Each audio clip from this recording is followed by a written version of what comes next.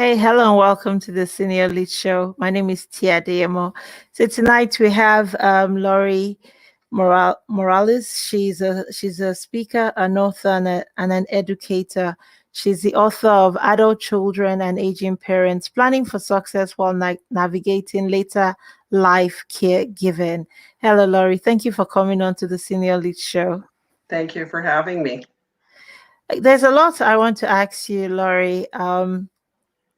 The first I want to ask you is, can you tell us a little bit about yourself for those who do not know what you do? Well, I am a semi-retired educator, which means that even though I've retired from teaching after about 38 years in the classroom, that I am still always about education.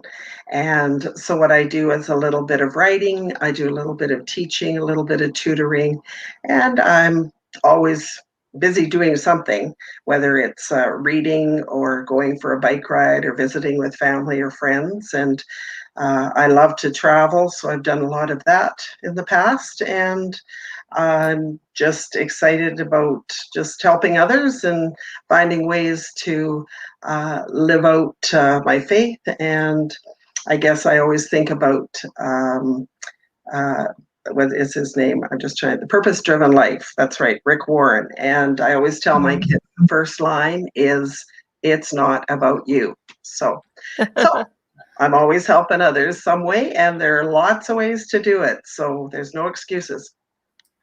Awesome. You tell the most beautiful stories on your blog.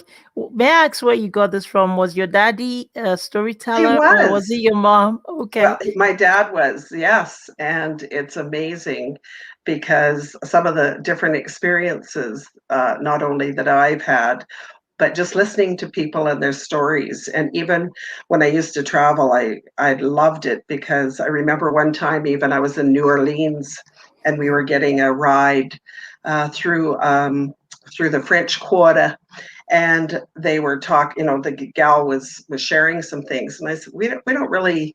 I mean, we care about what you're telling us, but tell us your story. How did you end up driving these two horses down the streets of New Orleans? And it's amazing what you can learn about people. So yeah, it's fun. There's an interesting story on your blog about opening doors, and that story just got me glued. The lady or the tiger.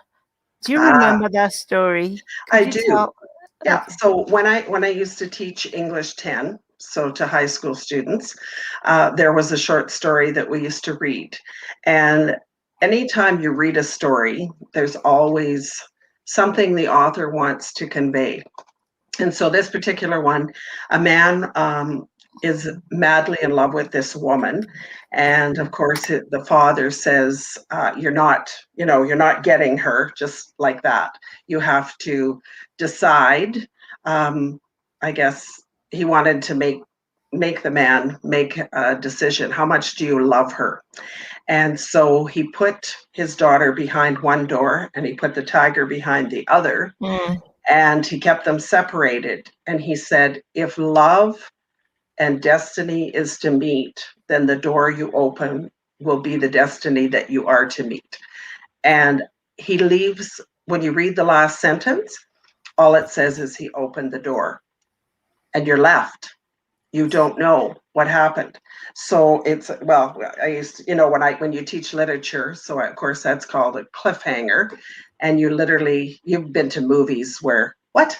That's the end? And you're waiting for for the answer, and there isn't. And I think the biggest thing about that is about choices. Life gives us many choices, and you can choose, you know love or violence, or you can choose. There's just so many different things you can read into it, I guess. Mm. Yeah. So I just want to ask, because you're also a very wise woman. So what Mm, if you open a yeah. door? What if you open a door and what is behind the door is not what you want? How would you get Okay. through that? Well, so I'm going to use Daniel, Mm-hmm. okay, or David, right? the giant, or, we all have giants in our life, and you can fight them. David used a stone. Sometimes our giants are within us, sometimes we have to, but it's about standing up and fighting. And so my version of answering that story would be, even if he opened the door and the tiger attacked him, he would fight the tiger because he knew what was behind the other door. So is she worth fighting for? Sometimes people get lots of tigers in their life, I think, and they have to fight for everything, and they have lots of bad experiences and stuff. But once you overcome that, then you can open the door, and there's your love, right? The thing that you've been wanting, or the thing that you've been needing. Mm. When you look back at your life, Laura, what's been the most important lessons life has taught you or you've learned? I think faith. Well, so I do this. I don't know. I think it's on. I'm trying to think the website. I think it's Dayspring. You can get cards and send cards. It's a Christian email or e-card site. And every, I guess for the last 5 years, I've done, it's called a word of the year. Mm. And so you just answer a quick little 5-question quiz, and it tells you your word for the year. And so some of the words I've had are bloom, believe, um, patience. So it's just a word. And I guess if I had to pick a word for my life, I would have to say faith. I think there have been enough things in my life and experiences that I've had that, yeah, I have had to rely on my faith to get through. And yeah, I've come out. It's built my character, I guess you could say. Mhm. What would you say to those who maybe have no faith or who do not believe in what you cannot see?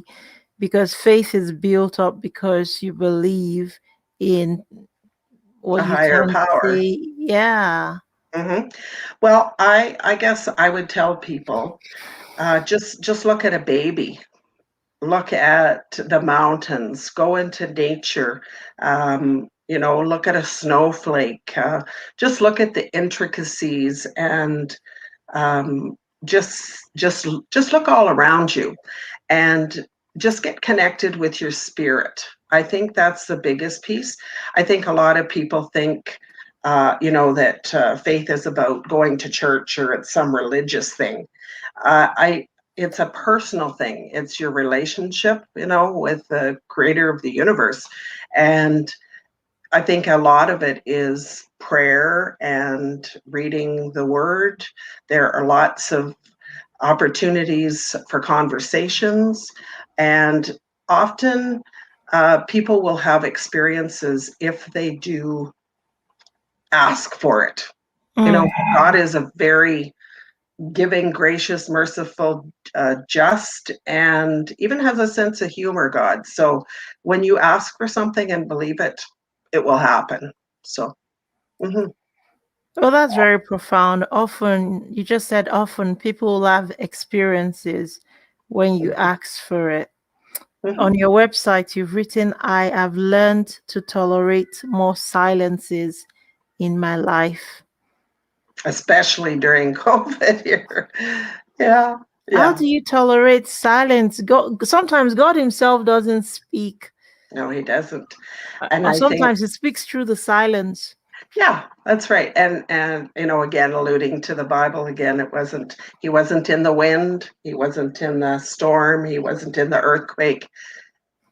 He was there in the silence, and that's what I mean. I think, there's a man, my son follows and listens to him, and I've read a few of his books. His name is Dr. Martin Shaw, and he's a wise sage who is a storyteller. He talks a lot about myths and so on, but he also talks about connecting to the earth and connecting to our past and connecting spiritually. And I think a lot of people over the last, well, I don't know, I'm going to say 20 years here, it seems like our world has just gone on the treadmill of life. I mean, you used to ask people, "How are you?" "Oh, I'm busy." "Oh, how are you?" "Oh, I'm Mm, busy." And it was this continual, let's just stop. And so when the pandemic hit, I think people went, wow, it's really quiet. mm, And this is something that I think you have to integrate into your life every morning when you get up, or whether you go to bed at night. You need to find time to find the silence and find what's inside. We've lost too much of that. We've become, I think, mm, these yeah, these facades of happy faces, when really underneath there's a lot of hurt and pain. mm. Mhm. Was the pandemic too quiet for you, or was just about right? There were some trying days because I'm a Mm, very social person. And so I just couldn't get up and let's get together, or family and things like that. That was hard.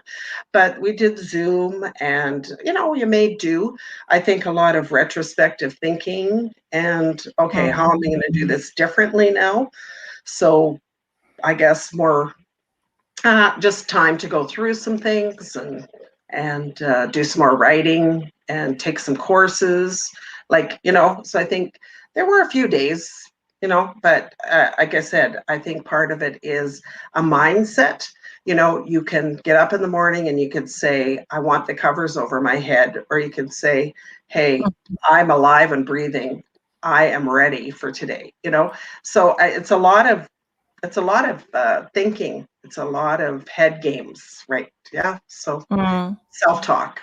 Hmm. Yeah, I know the pandemic affected many people, especially our mental health. When Oh, you terribly. are such a social person, and all of a sudden you can't go anywhere, you can't do anything, and you're Hmm. just left with conversations on Zoom or on your phone. So, looking back at it now, would you say it affected many people in your community positively or negatively? What are your thoughts about the pandemic affected the people in your world? Well, honestly, I think a lot of them, if they were a bit of an introvert and were okay with themselves, they were okay. But I think a lot of people, like, I listened to my son who's a teacher, and he said the kids have just been begging to come back, when they had to shut Mm, down. And he mm, said at Easter, I'll just give you one example there from the kids' point of view in the community. He said it was 12 o'clock and the bell had gone for Easter, and they get out at noon, and the kids were sitting there. And he said in past years, like, you know what kids are like. They were at the door, right. they couldn't wait to trample you to get out of the building. And they were just sitting there. And he's like, you guys, like, it's time to go. Oh, do we have to? So they were longing for that. And I think as humans, we need connection.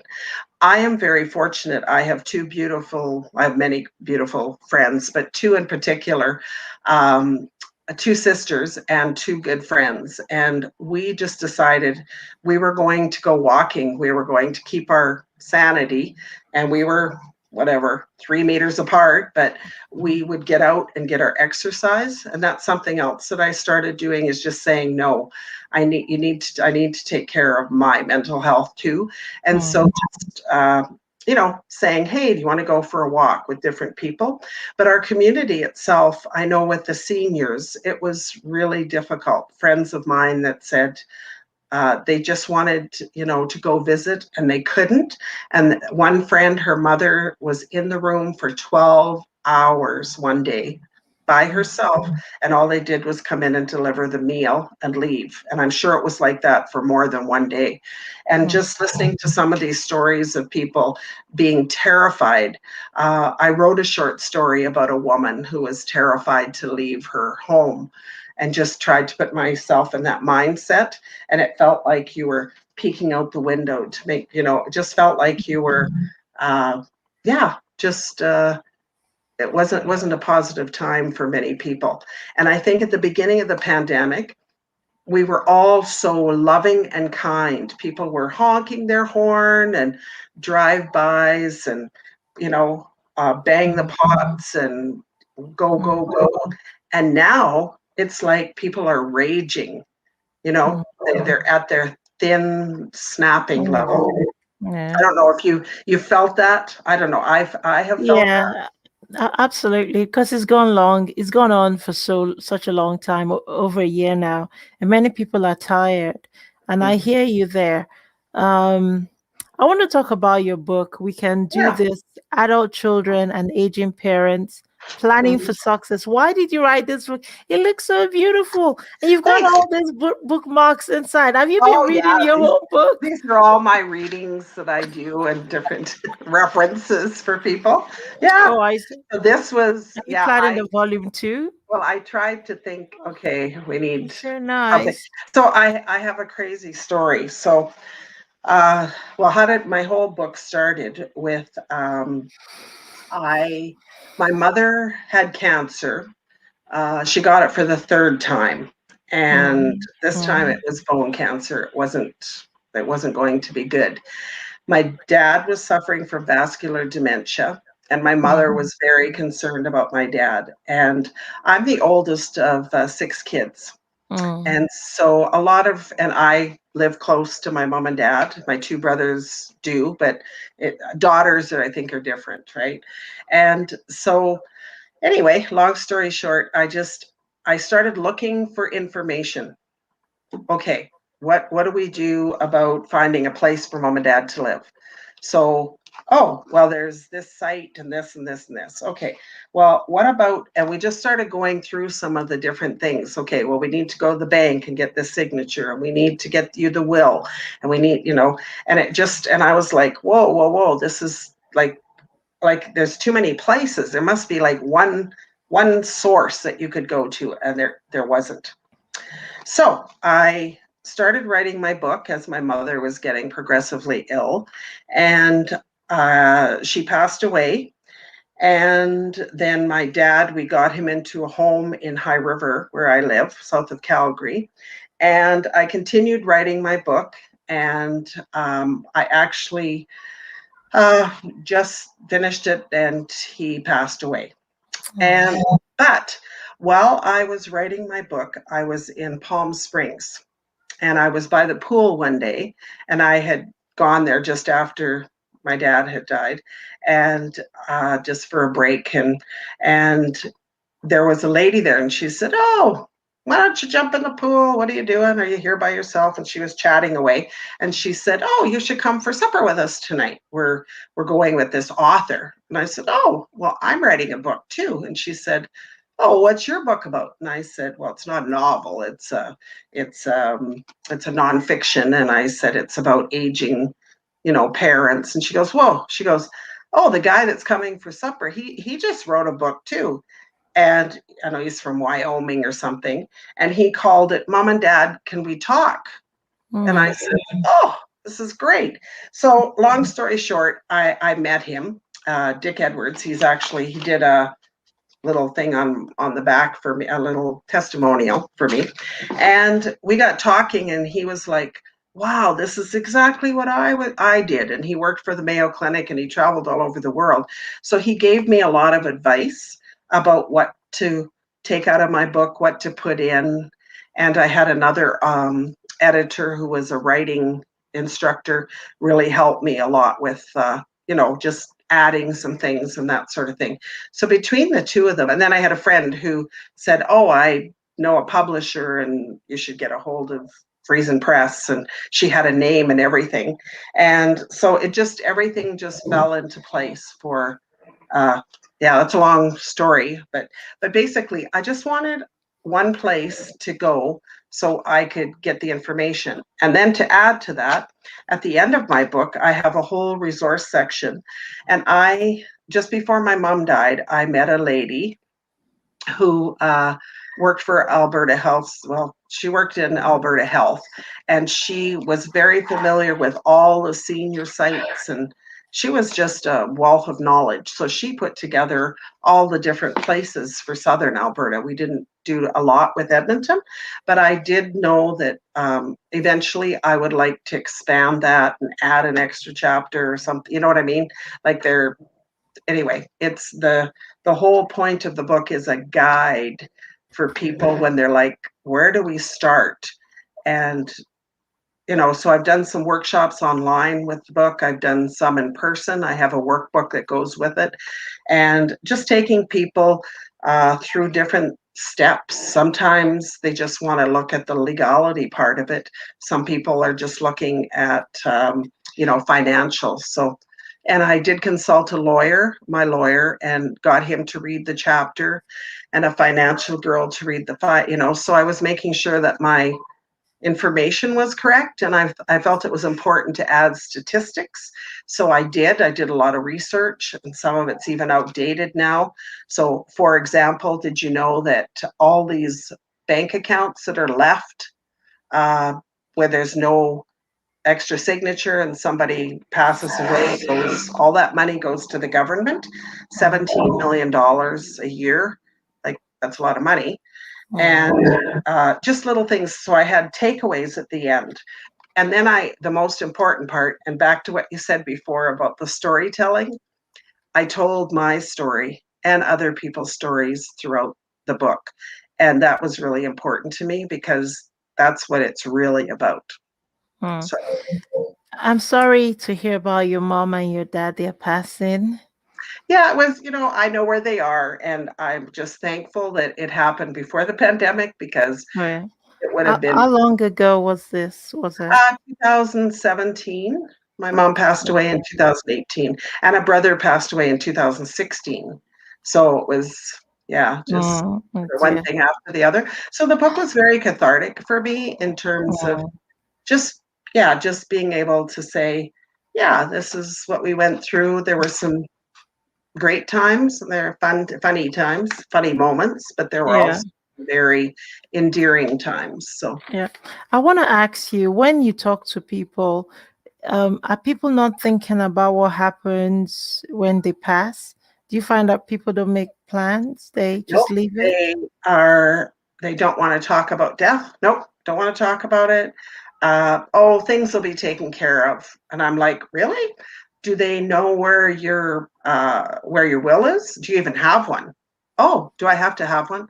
Yeah. Like, I don't think people are informed enough. They really don't even know like probate and all sorts of like even finding a home, like for my mom to get into a hospice. Like, we were very blessed. We only had to wait like 3 or 4 days, but even finding a home, how much it costs. Like, people have no Mm, idea like what kind of care. And even my dad, we assumed that because his dementia was getting worse, that he would be moved to another section of the building, but that wasn't the case at all.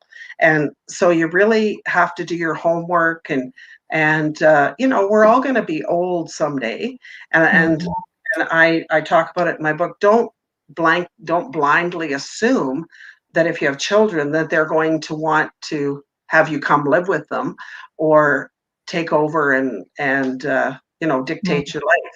And that's another thing. Like, people are like, well, I'll be telling my mom what she wants. No, that where's the dignity in that?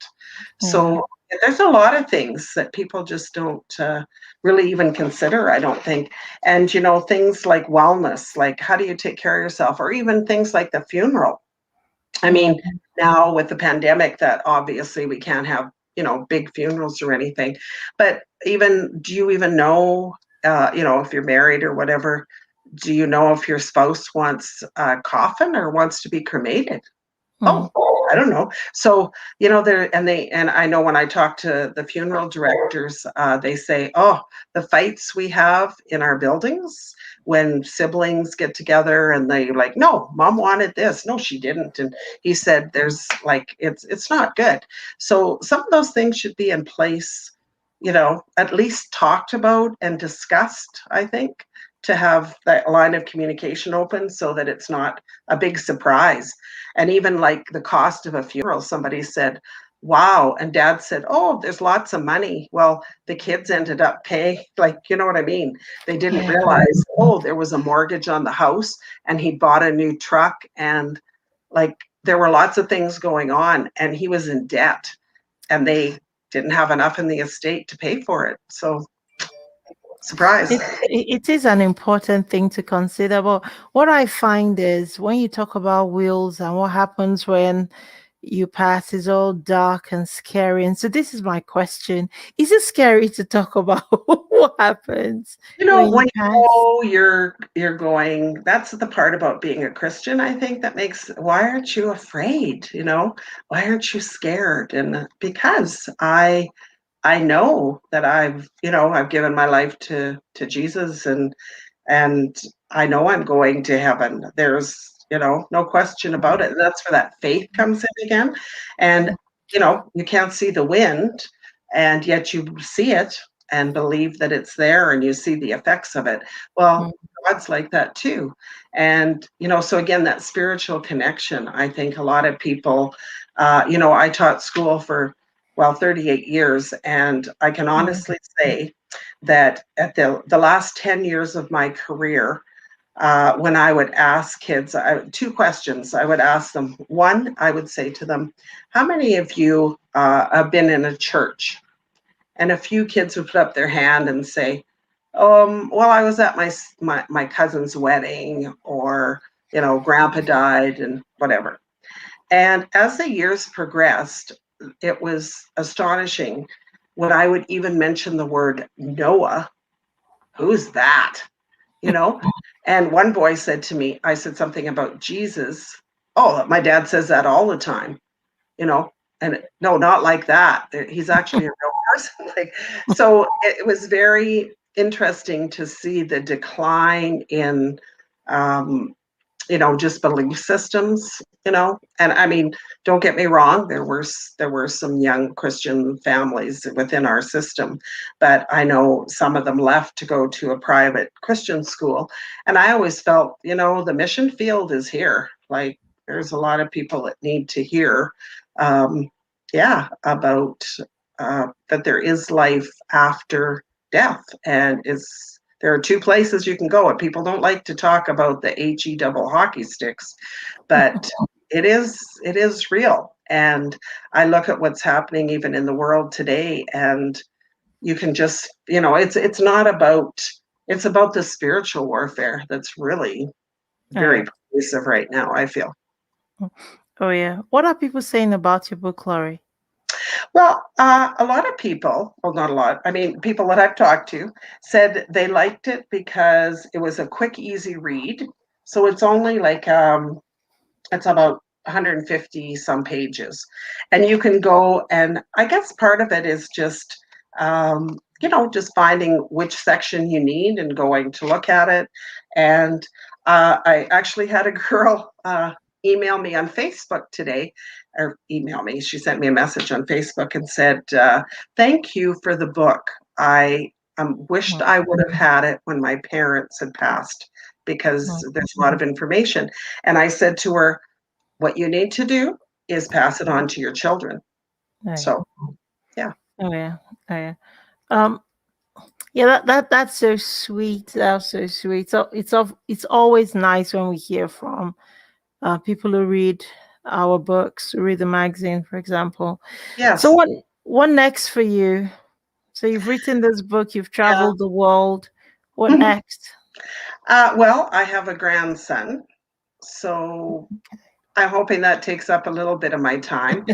And I still have a fairly large social circle. I'm involved in the church and volunteering in this, and I still like writing. I've written a young adult fiction novel, and I have a young girl. She's just well, she's been having, well, let me put it this way. A friend introduced me to her. She would like to freelance with some artwork, and she's amazing. So I asked her to illustrate just some of the pictures and things in this novel. And so she's doing that for me. So I'm hoping that's going to be coming out soon. And then I have I've written a few children's books. And Okay. before the pandemic, I had a friend and her daughter wanted a project. So I gave them the book, and they are almost done. We are so close. And my son's birthday, it's about my son, and when he was in kindergarten. And so I said his birthday's in August, so I'm just praying that it's finished and published by then, so I can, share it out there. And yeah, so Aw, yeah, so those are a few things that I've got on the agenda. But it mhm. looks like you're busy enough. I love your life, Laurie. When I grow older, I want to be just like you. Well, and I'm taking some courses. I just Yeah. find that, yeah, like life is to be lived, Mm, and you can, yeah, sit and, yeah, you can watch TV and waste your life and be grumpy and not do anything or go anywhere, or you can make things happen and stay connected and, yeah. yeah, just Oh, have a positive outlook in it. And some days, I mean, it's a little bit of work because, you're the one that, I remember people teasing me and saying, Pollyanna. Do you remember her? I don't know if people would know her, but she was one of those girls that was always looking on the sunny side of life. And I said, well, mm. yeah, I do like sunny side up. Even though it's scrambled some days. Uh, Oh, I yeah, kind of agree with everything you've said. And I think my own mindset is changing to always look at the 80% of what works, or the 90% of what is brilliant, and not the 20% or the 10%. You're right. I'm a sunny side up girl too. I have good. two more questions and then I'll let you go. I want to thank you again, Laurie, Yeah, for thanks. joining this chat. And if you're just watching, it's Lorrie Morales. She's the author of We Can Do This: Adult Children and Aging Parents Planning Together, Planning for Success. So, Yes. this is my penultimate question. If you could have three wishes, what would they be? I think I thought about that because uh, yeah, I guess my first big wish would be that people would probably know the Lord, because it is such a peace when they talk about the peace that passes all understanding. If you have that, you know what I'm talking about. Oh, And I think, uh, I guess, just that people would love each other more. I've always been, my mom used to tease me. She'd say, when I was in university, I would write letters home, and she'd say, "What do you want for Christmas?" And I would give her this long list, world peace, and that so and so would get along with so and so, and just all the kindness things. And I think that's what it's about. The world needs to treat each other with love, and it goes a long way.